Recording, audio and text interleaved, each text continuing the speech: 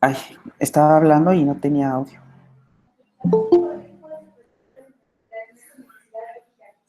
Bueno, vamos a darnos prisa. La clase pasada nos había, una disculpa por haber llegado unos minutos, media hora tarde, es que estaba en una ponencia y se prolongó un poco. Bueno, entonces, a la clase pasada habíamos dicho que para hacer nuestros balances entálpicos, teníamos que utilizar una temperatura de referencia. Y que esta temperatura de referencia, por favor, anoten su nombre y número de matrícula antes que se me olvide, por favor. Teníamos que escoger una temperatura de referencia y esto dependía de si se está nada más llevando a cabo un cambio de fase o un calentamiento o enfriamiento únicamente o la intervención de una reacción, ¿no? Esos eran los criterios. Si era una reacción, por ejemplo, bueno, entonces aquí lo que teníamos que haber hecho es, por ejemplo, escoger pues una reacción a una temperatura estándar, ¿no? Donde la energía la entalpía de reacción estándar está reportada en la literatura y mucho de ello se puede encontrar fácilmente. Entonces, podemos recurrir a la literatura si estamos trabajando a alta temperatura, y en este caso la temperatura de referencia son 25 grados centígrados. Ahora, pero, bueno, este es el caso de los criterios que se utilizarían para poder hacer nuestro balance entálpico dentro de un reactor.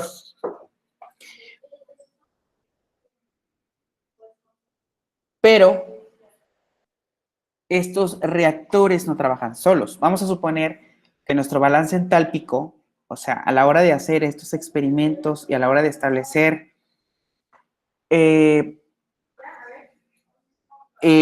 la entalpía neta total de mi reacción, del proceso, yo encuentro que es una entalpía positiva. Encuentro que es una entalpía positiva. ¿Qué significa esto, jóvenes?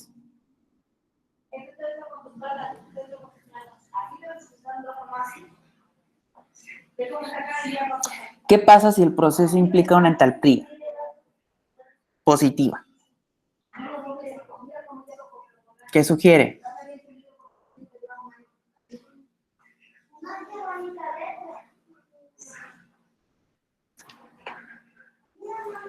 No se gana calor. Si la entalpía nos da positivo, ¿qué significa?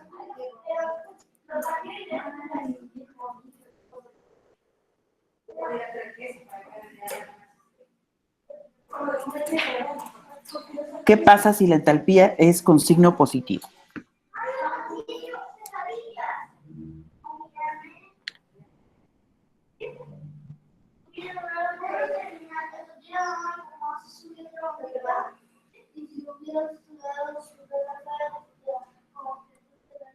Se está cediendo energía, ¿no? Se está no cediendo energía. Se necesita energía en el proceso. ¿Se absorbe el calor del entorno? Se requiere calor para poder llevarse a cabo ese proceso, ¿no? Si la entalpía es negativa, perdón, si la entalpía es positiva, disculpen, estaba yo norteado. Si la entalpía es positiva, es una reacción exotérmica, ¿verdad? Entonces, estamos, ¿qué sucede ahí? Pues se tiene que suministrar energía al sistema, ¿sí? Y eso proviene del medio, ¿sí? Si eso proviene del medio, ¿quién lo da? Por ejemplo, si yo hago reaccionar una reacción dada y el signo me da positivo, es una reacción endotérmica. Si es una reacción endotérmica, se debe suministrar calor al sistema. De lo contrario, no se va a poder llevar a cabo la reacción. Por ejemplo, si la reacción es esencial que se lleve a cabo con un suministro de energía de tantos julios, bueno, podemos hacer nuestra transformación en que ese calor pueda ser expresado en términos de calor térmico, en términos de calor y entonces podemos suministrar esa energía incrementando la temperatura. O sea, calentando al reactor. Pero ¿quién suministra esa energía? ¿Quién da esa energía? Por ejemplo, si la reacción se lleva a cabo a 80 grados centígrados, pero nosotros trabajamos a 30 grados centígrados promedio en el proceso, ¿quién suministrará ese gradiente de temperatura? ¿Quién suministrará ese calor para que la reacción se lleve a cabo a esos 80 grados centígrados, que es lo mínimo necesario para que se lleve a cabo la reacción? Puede ser una caldera, puede ser un intercambiador de calor. Entonces, siempre los reactores están acoplados a dos cosas en función de la utilización del reactor, o acoplado a un enfriamiento, que en este caso es acoplado a un refrigerador, o a un calentador, que puede ser un suministro de caldera, etcétera. Eso implica un intercambio de calor, sea que esté conectado a un refrigerador o a una fuente de ignición. ¿De acuerdo? Entonces, debe haber un cambiador de calor, alguien que me esté suministrando ese gradiente de temperatura.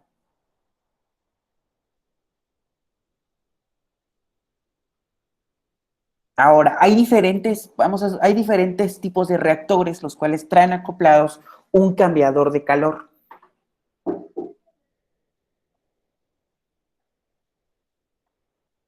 ¿De acuerdo?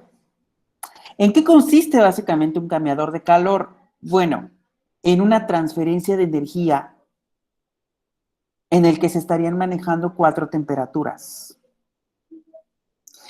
La temperatura de entrada, que es antes de la reacción, la temperatura de salida, que es la que necesita la reacción.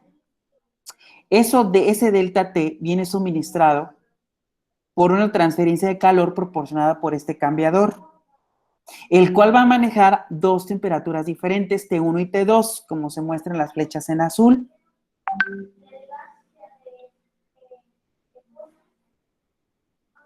¿De acuerdo?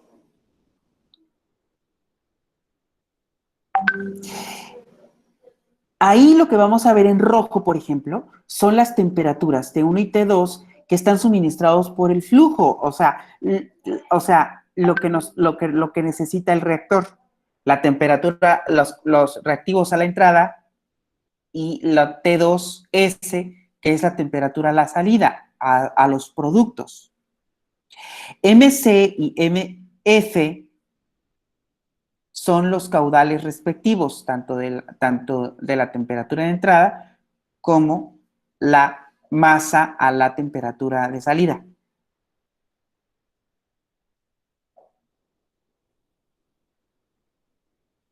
Hay en azul también las masas correspondientes a lo que el intercambiador de calor necesita para transferir esa energía. La masa 1 y la masa 2, asociado a una temperatura 1 y una temperatura 2. Si es un intercambiador de calor y T2 de salida del reactor es mayor a T1, que es la entrada, ¿cómo debe de ser la temperatura T2 a la salida del cambiador de calor? ¿Cómo debe de ser T2 con respecto a T1? Si T2 del reactor es mayor a T1.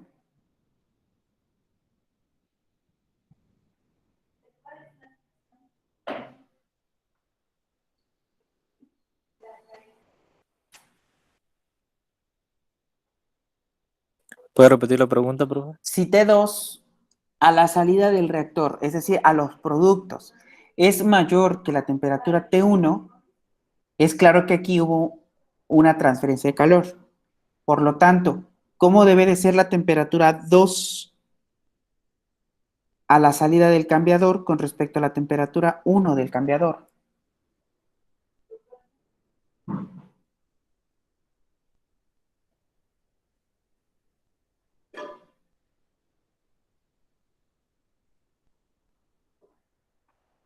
¿Menor o mayor?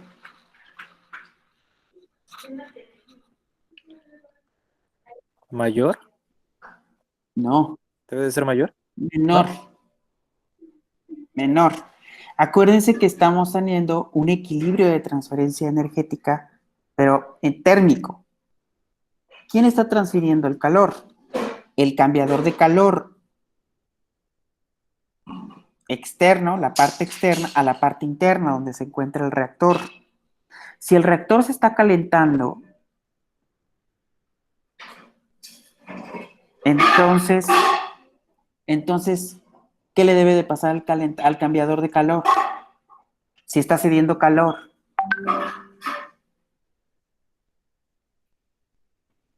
pues se debe enfriar. De lo contrario, no estaría sucediendo una transferencia de calor, no estaría sucediendo una transferencia energética. ¿Sí queda claro? Recuerden ustedes que este es un equilibrio térmico. Si algo se calienta es porque el otro se está enfriando. Entonces, si T2 en este caso está aumentando, es porque T2 del reactor es porque T2 del intercambiador está disminuyendo. ¿De acuerdo? Ahora, este intercambiador de calor es longitudinal, porque se necesita una mayor superficie de contacto para llevar a cabo una mejor transferencia de calor, eso es claro. Entonces podemos tratar de realizar el balance entálpico del intercambiador de calor si delimitamos una región de esa sección transversal en el que se está llevando a cabo esa transferencia de calor. A esa pequeña región, esa pequeña sección, le vamos a llamar diferencial de X. O sea, está sucediendo una transferencia de calor del intercambiador al reactor en una sección acotada por diferencial de X. Entonces, la diferencial de Q en esa sección debe de ser igual al calor cedido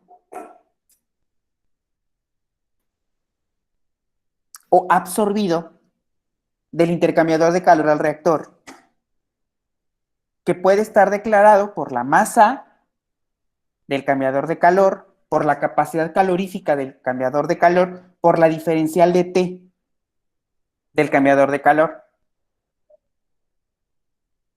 Y esto debe de ser igual entonces a la masa asociada, puede ser del reactor, por el Cp del reactor, por la diferencial de T del reactor. ¿Quién está perdiendo calor? El cambiador de calor. ¿Quién está ganando calor? El reactor. Pero la cantidad de calor que cede el reactor es la misma cantidad de calor que gana el reactor. Por eso estas dos ecuaciones las podemos igualar. ¿Verdad?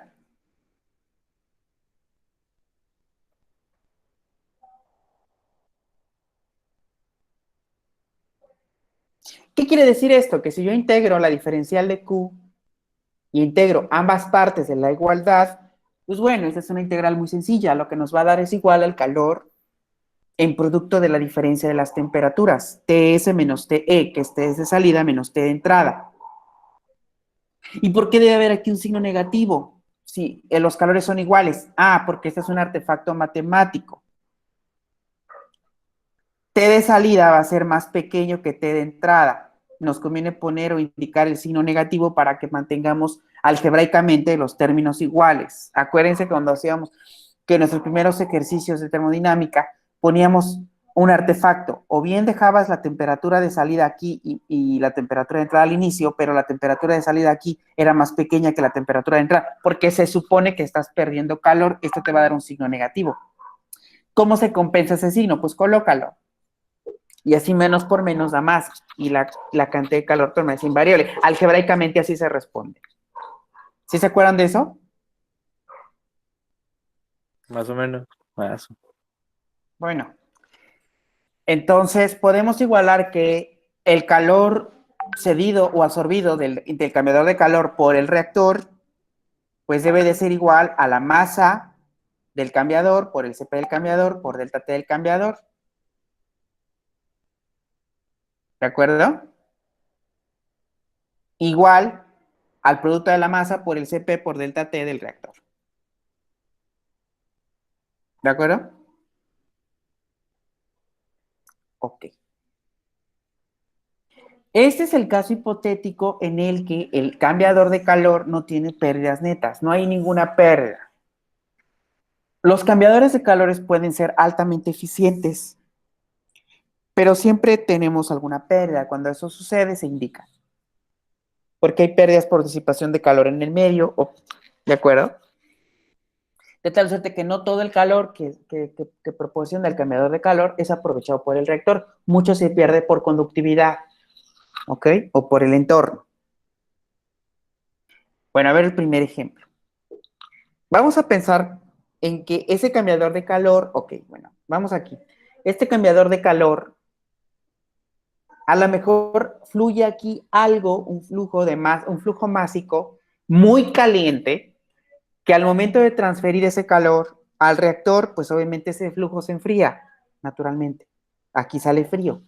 ¿De dónde viene eso? Bueno, para que suceda un intercambio eficaz, lo que comúnmente se proporciona es vapor. O sea, este cambiador de calor es una inyección de vapor. Imagínense ustedes que en T1 entra una cantidad de vapor con una temperatura muy alta. Imaginemos 300 grados centígrados. Entra aquí.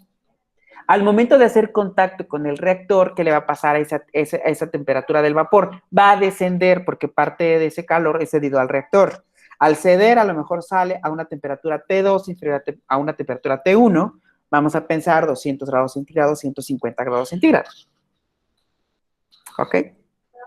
Entonces, lo de cuando sale T2 de color morado, creo que es, va a salir lo que viene del reactor con lo que se junta del vapor de T1.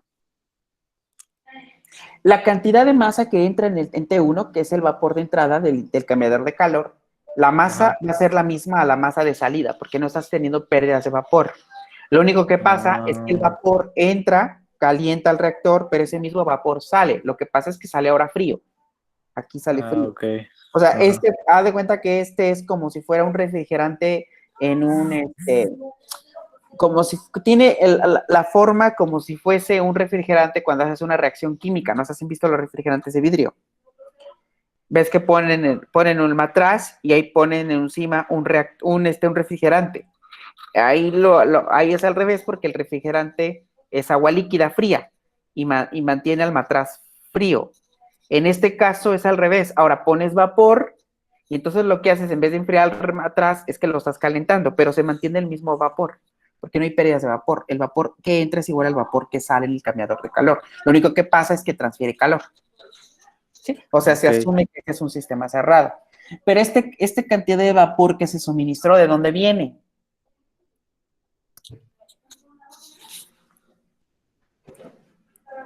¿El vapor?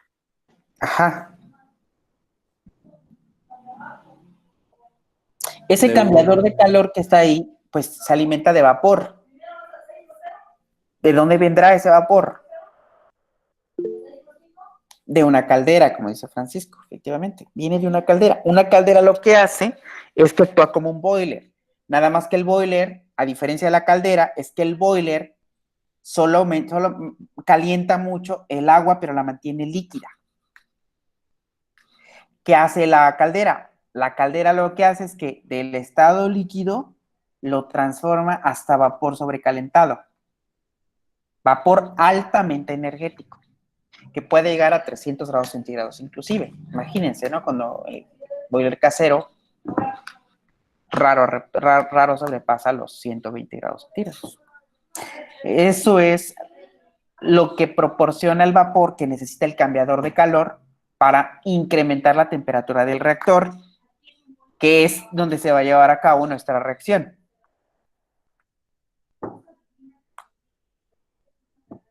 Esto solo pasa si el reactor es de subida. ¿A qué me refiero con subida?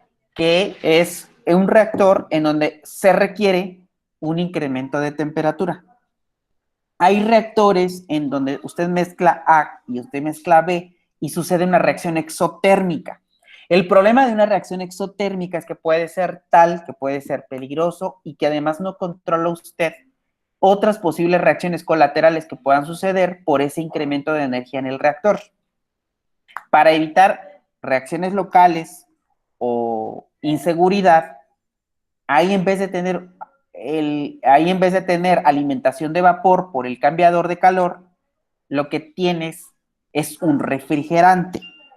Ahí en vez de calentar al reactor, se está enfriando como sumidero de calor para mantener la temperatura baja del reactor. ¿Ok? Sí, Doc. Ok. Vamos a pensar que ahorita estamos en un proceso exotérmico y que se requiere calor.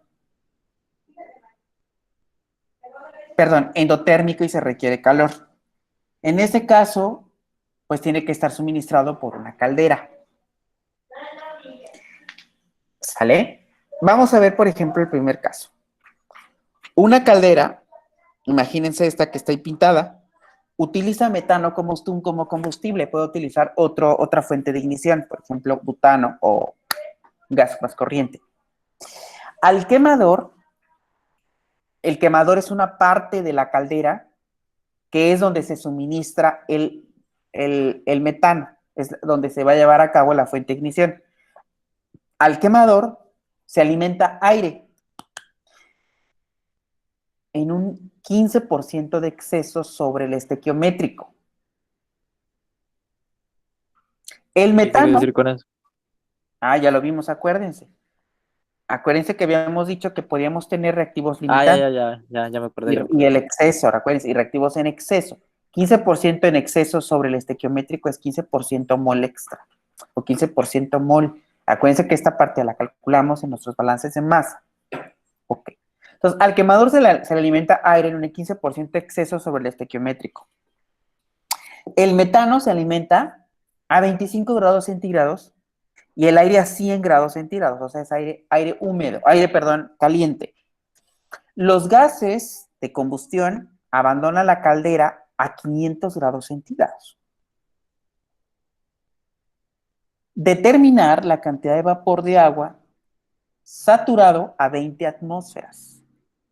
Es vapor de agua saturado el que se estaría formando dentro de la caldera a 20 atmósferas. Hasta te ponen temperatura de equilibrio igual a 213 grados centígrados. ¿Qué entendemos por temperatura de equilibrio?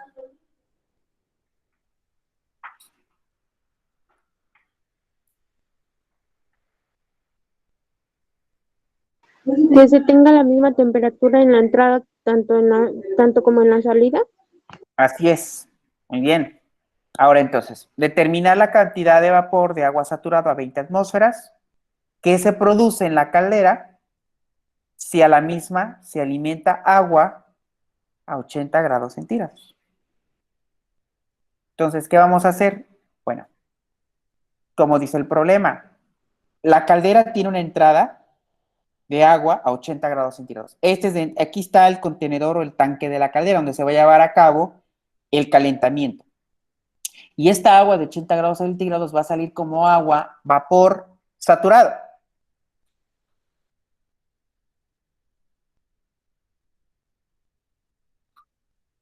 ¿Ok? Este vapor de agua saturado sale a 20 atmósferas y una temperatura de equilibrio de 213 grados centígrados. Para que esto suceda, se alimentan con metano. El metano está, pues eso, a lo mejor son tanques que están a temperatura ambiente. Comúnmente, obviamente, se hace esto. Entonces se suministra a 25 grados centígrados. La salida por fuente de ignición es 500 grados centígrados. Y estamos adicionando, además del metano, aire con un 15% en exceso. Pero el aire está a 100 grados centígrados. La reacción, no nos están indicando que el proceso de combustión del metano sea ineficiente o con poco rendimiento o que no se esté llevando a cabo al 100%. Como no nos lo está indicando, vamos a asumir que la reacción de combustión se está llevando a cabo al 100%. O sea, todo el metano se está transformando en CO2 y agua y no tenemos formación de CO, ni reacciones colaterales incompletas. Y que todo el metano se está quemando y no se está liberando una parte del metano de entrada. Entonces, asumimos que todo el metano que se alimenta se está quemando al 100%. La reacción de combustión está ya escrita. Metano más oxígeno da CO2 y agua. La reacción, así como está pintada, ya está balanceada estequiométricamente. Necesitamos una molécula de metano, una molécula de agua para generar una molécula de CO2 y 2 moléculas de agua.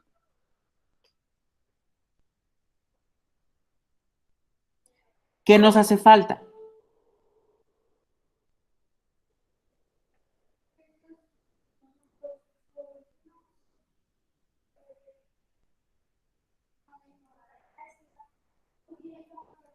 ¿Qué nos hace falta?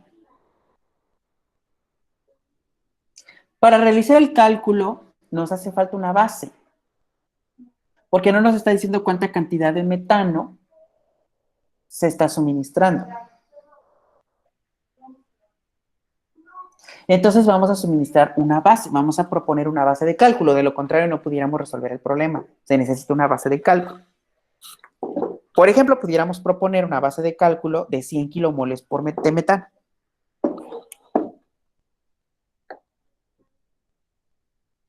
¿De acuerdo? Entonces, se está suministrando metano, pero no estamos suministrando oxígeno de forma pura. Ahí dice el problema. Se está suministrando aire. El aire no es oxígeno puro. El agua-aire tiene otros componentes. Por ejemplo, tiene oxígeno y nitrógeno. ¿Qué porcentaje de oxígeno tiene el aire?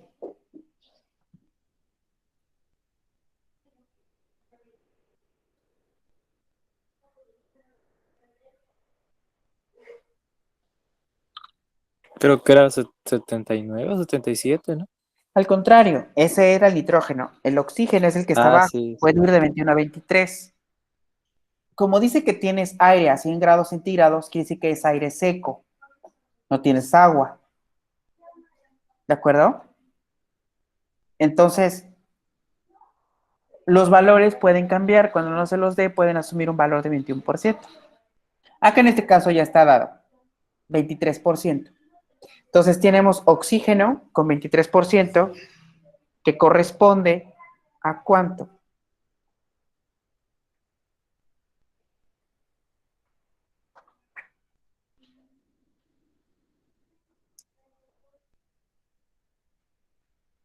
A 230 kilomoles. 230. 230. Y de nitrógeno, 865.2 moles. ¿Ok? Esto es en proporción al porcentaje de oxígeno y nitrógeno que tiene el aire. Ahora a la salida. A la salida, ¿qué estaría obteniendo?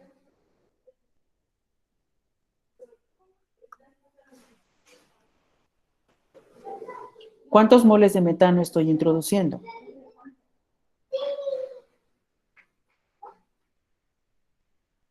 Ahí dice que 100, ¿no? Ahí dice que 100. A ver, si la reacción se está llevando a cabo, como les decía yo, al 100% de eficiencia, es decir, todo el metano se está transformando en CO2 y agua, por simple inspección de la reacción estequiométrica, si se están inyectando 100 kilomoles de metano, ¿cuántos kilomoles de CO2 se están formando?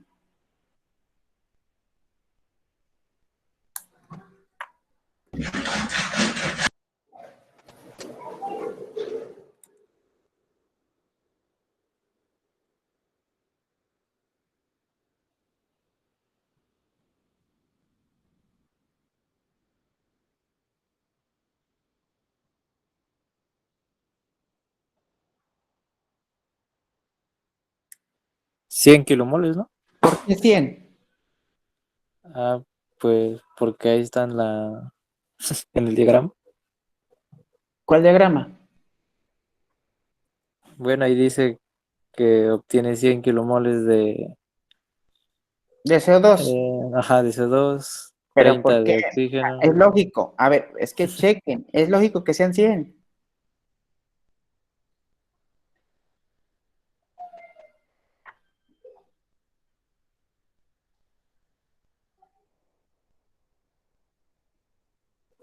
¿Cómo había dicho la pregunta? ¿Cuánta cantidad de CO2 estaría formando con 100 kilomoles de metano?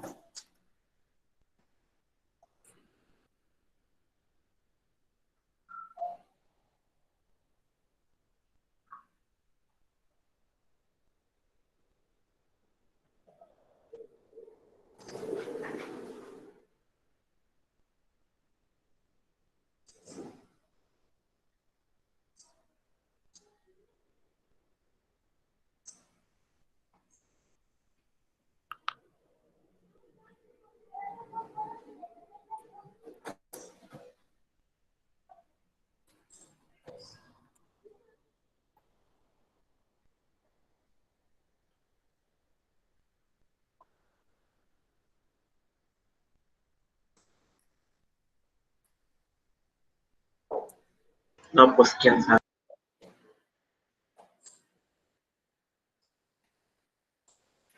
Vean la reacción estequiométrica ya. Se supone que ya sabemos hacer balances de masa. Vean la reacción estequiométrica. Un mol de metano forma un mol de CO2. Si la reacción se está llevando a cabo al 100% y estoy introduciendo 100 kilomoles de metano, pues ¿cuánto se me va a formar de CO2? ¿Tendría que ser lo mismo? Pues los 100. Porque la reacción es estequiométrica, es 1 a 1. Uno se consume, uno se forma. Aquí lo dice la reacción. Son 100. ¿Cuántas moléculas de agua? ¿Cuántos moles de agua estoy formando?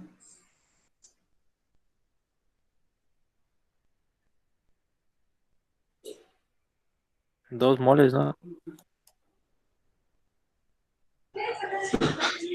Una molécula de metano necesita, una molécula de metano, perdón, se consume, pero ¿cuántas están formando? 2 moléculas de agua. Si lo hablamos de moles, un mol de metano se está consumiendo y se están formando 2 moles de agua. 1 por 2. Si se están introduciendo 100 kilomoles de metano, pues ¿cuántos estarían formando de agua? 200. 200. 200.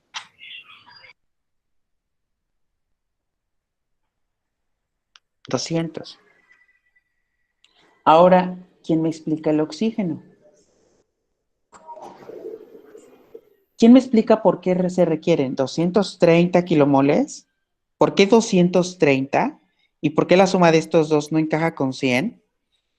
¿Y por qué de oxígeno remanente quedan 30? ¿Quién me lo explica?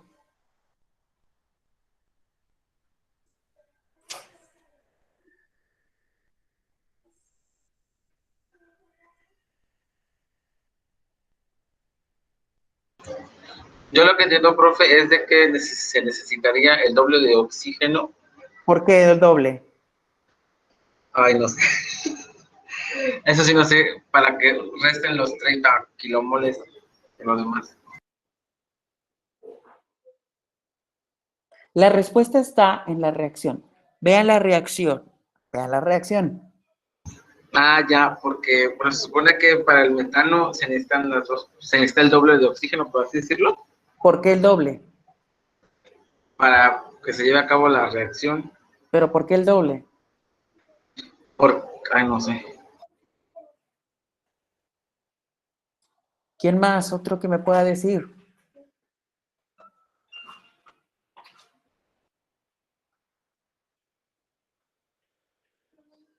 Jóvenes, yo los ahorco de veras porque se supone que ya saben balance de masa.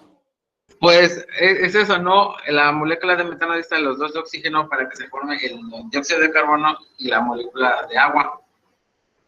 Entonces, ¿cuántas Sí. son de oxígeno? ¿Cuántas moléculas? 2 por cada molécula de metano. 2. ¿Así?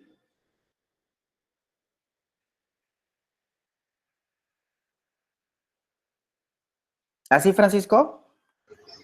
No, espérame, déjame pensar. No, porque así ya estaría desbalanceada. ¿Cómo sabe que está desbalanceada? Si le pone el 2.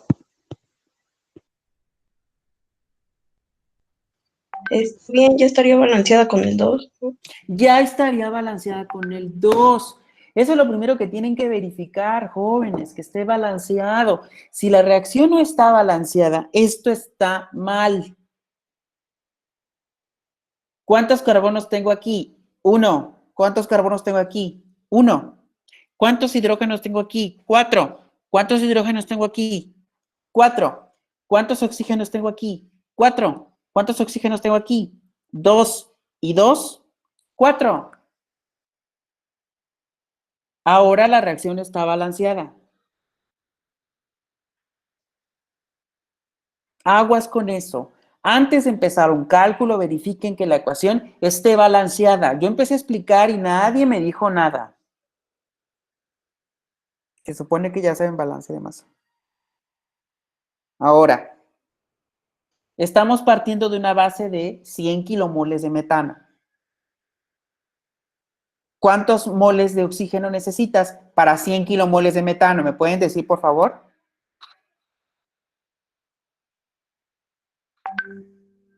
¿Cómo, profe? ¿Cuántos moles de oxígeno se necesitan para quemar 100 kilomoles de metano? ¿Cuántos?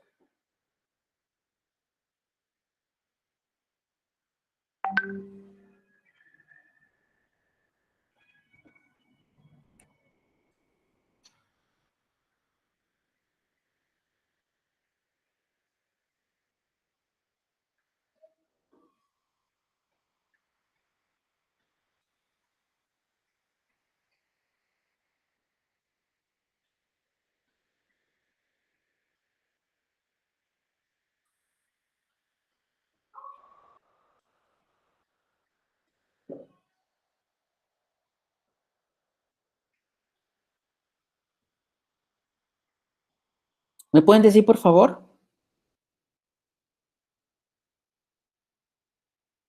Aquí está la reacción. Un mole de metano necesita 2 moles de oxígeno. Si estamos colocando 100 kilomoles de metano, ¿cuántos moles de oxígeno necesito? 2. 200. 200. kilomoles.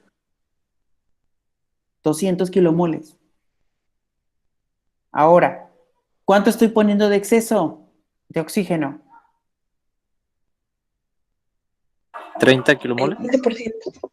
El 15%. Si estoy diciendo que voy a adicionar 15% en exceso de aire, es porque estoy colocando 15% de sus gases que lo componen. 15% de nitrógeno más y 15% de oxígeno más. 15% de oxígeno más. ¿Qué entiendo con 15% de exceso en antiomérico, de exceso estequiométrico? ¿Qué entiendo? Esto ya lo vimos, es una regla que vimos en nuestros balances de masa. ¿Qué entiendo?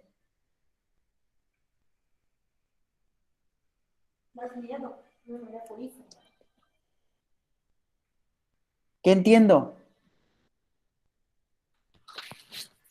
Pues es un 15% sobre la relación estequiométrica. Si necesito 200 kilomoles y voy a colocar un 15% de exceso, ¿cuántos kilomoles de oxígeno tendría que estar colocando?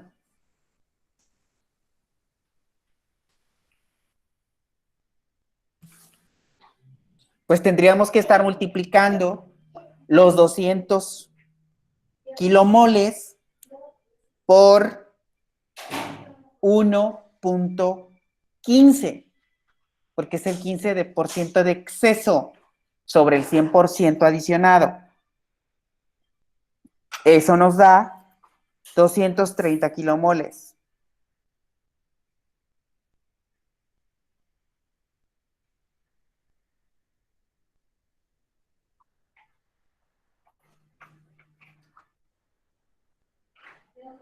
¿Queda claro? ¿Queda claro? Sí.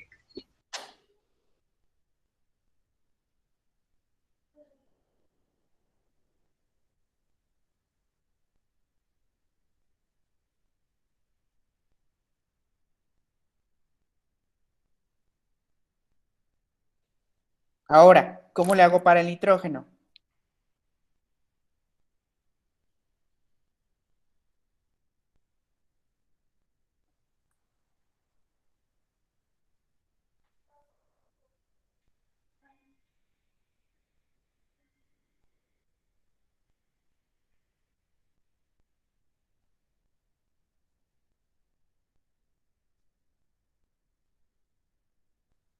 Si estamos diciendo que el oxígeno tiene una abundancia en el aire de 21%, ¿cuánto tiene el nitrógeno?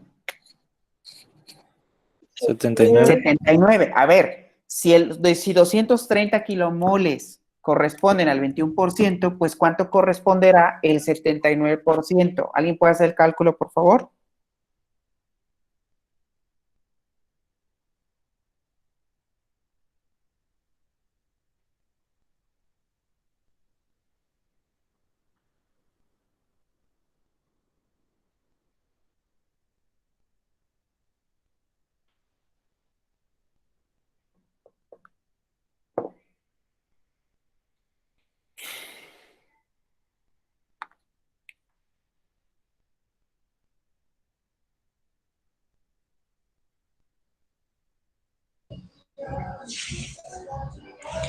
Dijo que el 230 equivalía al 21, Sí, entonces son 865.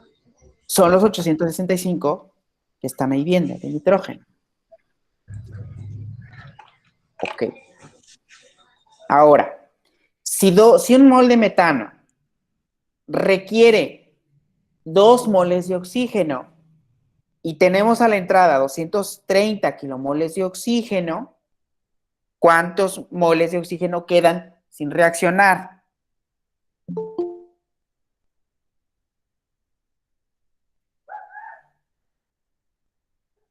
Pues los 30 30. kilomoles de oxígeno. De nitrógeno,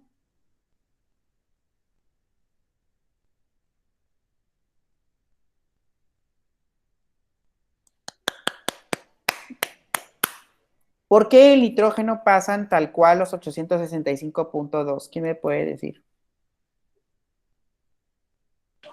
Porque no reacciona. Porque no reacciona.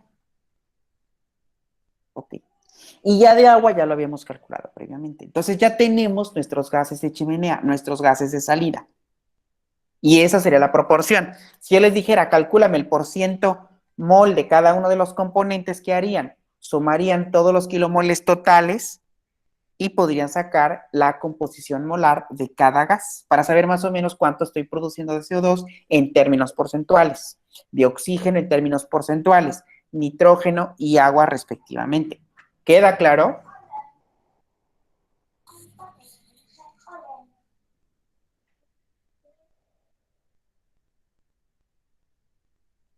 ¿Jóvenes?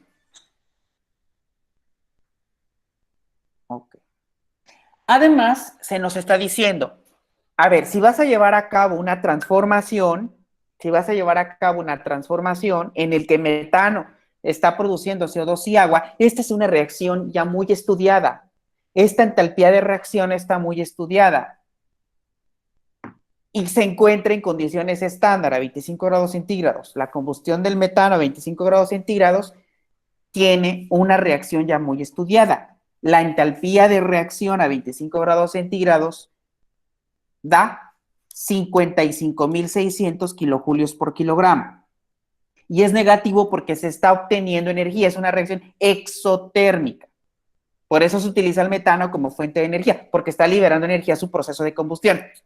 Como esta es una reacción de combustión, es común que a esta reacción también se le llame entalpía de combustión. Y es la que ustedes están viendo ahí en negrito. ¿De acuerdo? ¿De acuerdo? Sí.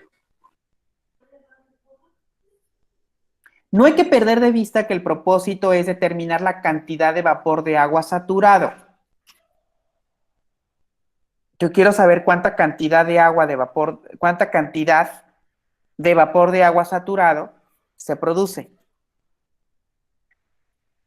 ¿De acuerdo?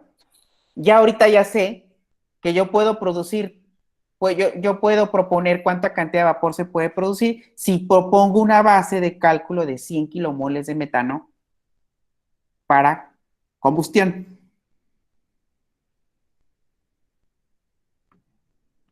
Ok, y ya tengo mi análisis, ¿no? Tengo mi análisis a la entrada y tengo mi análisis a la salida. ¿De acuerdo? Tengo la lista de los componentes de la combustión y la lista de los componentes a la salida. Y ahí está registrado.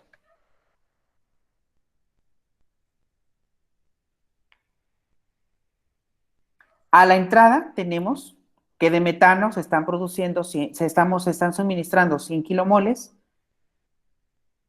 Eso en kilogramos, ¿cuánto correspondería? Si son 100 kilomoles. 1600. ¿Cómo saben eso?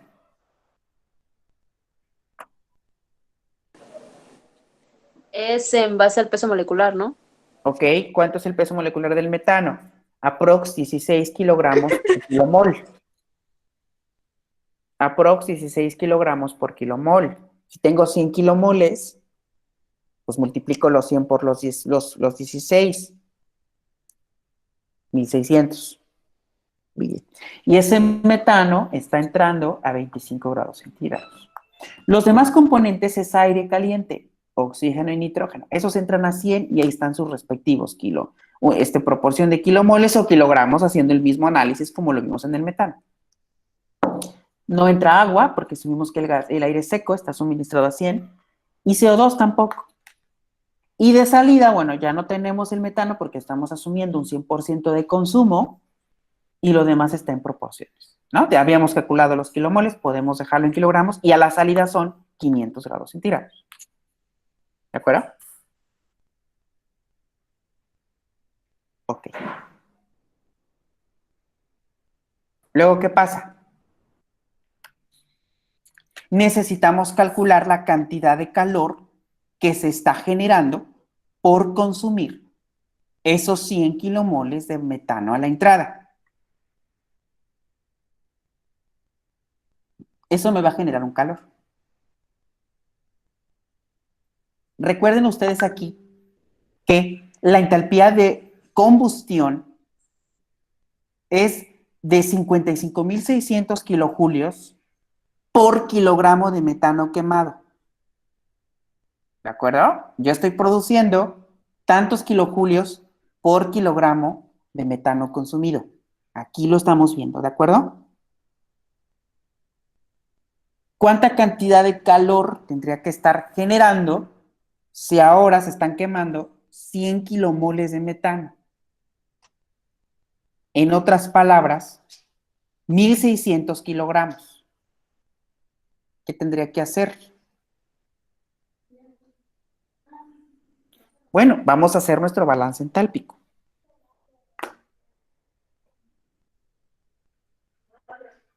¿Qué entendemos por el balance entálpico? ¿Cuántas reacciones tenemos? ¿Cuántos equilibrios tenemos? ¿Cuántos análisis entálpicos tenemos? ¿Me pueden indicar? La reacción de combustión se está llevando a cabo a 25 grados centígrados.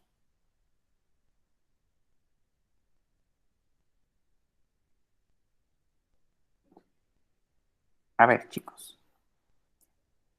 Este es un ejemplo del balance entálpico. ¿Por qué es un ejemplo? Se está llevando a cabo una reacción. Un producto entra a 25. Otro producto entra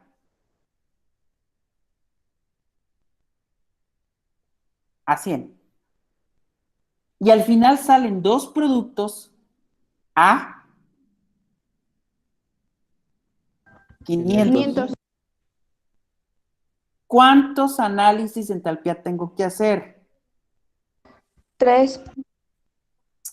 Pues tengo que considerar que para que yo pueda saber el calor total del proceso de combustión del metano, como está aquí pintado, pues necesito acudir a una temperatura de referencia. ¿Qué temperatura de referencia vamos a usar?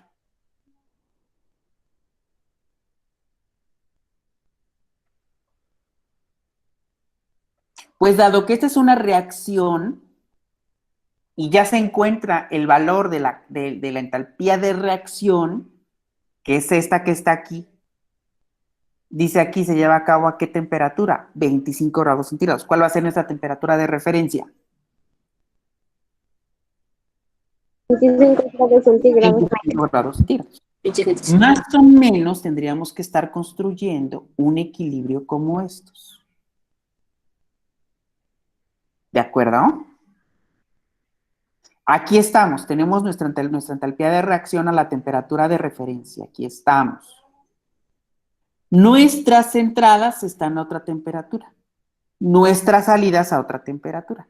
Podemos hacer un atajo para conocer el calor directo de los reactivos de entrada a los de la salida. Y aquí tienes dos sopas. ¿Qué tendrías que hacer? Un reactivo está más frío que el otro. ¿Cuál sería la primera cosa que tendríamos que hacer?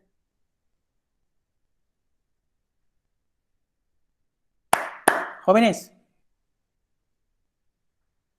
el aire está a 100, el metano está a 25. ¿Qué tendríamos que hacer?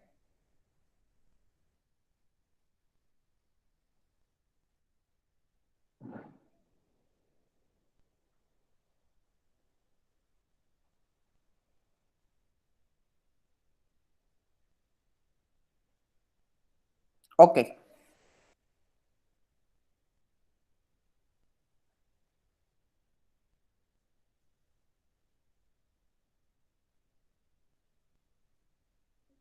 El examen, acuérdense que es el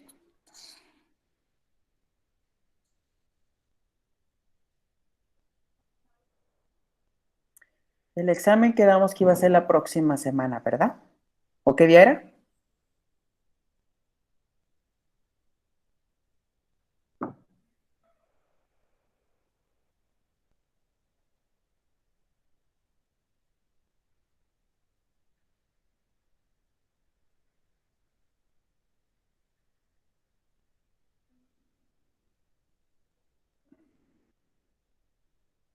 Ok.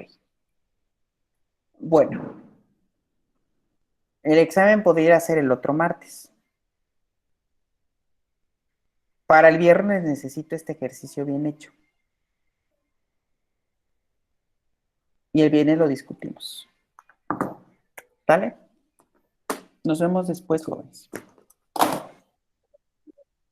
Profe, ¿va a subir el ejercicio Sí, a la lo voy a plataforma? subir a la plataforma. Dado que no participan, no hacen, no.